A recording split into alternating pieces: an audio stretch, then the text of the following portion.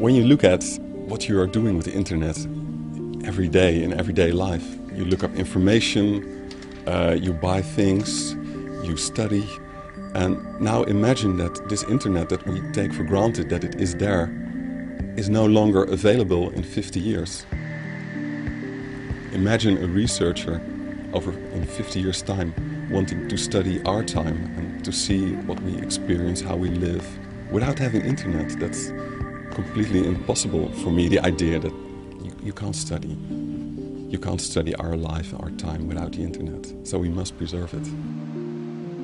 I think this is the biggest challenge ever for the archiving and information management community. If we don't preserve the web, we'll have a significant gap in our knowledge and social history. We would not know how people have lived and communicated, how decisions were made.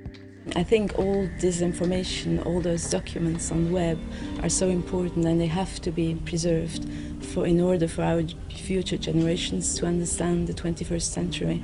I'm Egyptian. I'm considering the web is the papyrus of nowadays. So actually, if we don't do that now, so we will lose all the new papyrus.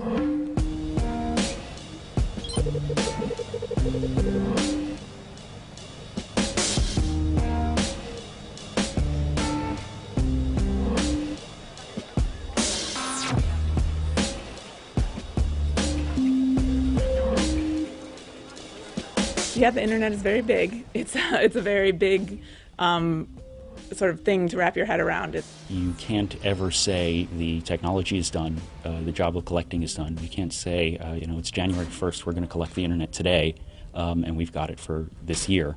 The content is changing, the technology in use is changing, so it requires an active effort.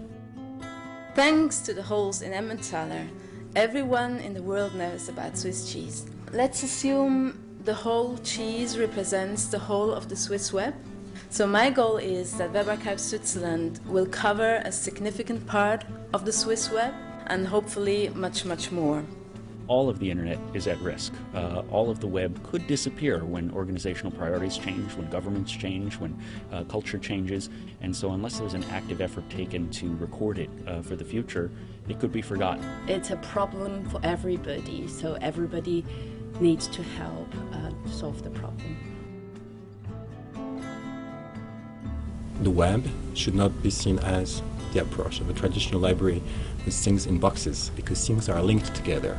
So we're more talking about a mass of interconnected data. Well, one of the challenges of thinking about web archiving is that we need to know about the information value of content distributed on the web, and we also need to understand the technical composition. The recording of a nightingale, which was compiled and edited by the British Library Sound Archive in 1992, is what you hear in the background.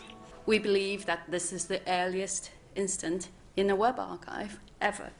For 5 centuries in France we've been collecting things. At the moment we collected them, we were not sure whether they had any value. I can really imagine a situation where someone would come in the library and say, hey, I want to get the blog of my grandfather.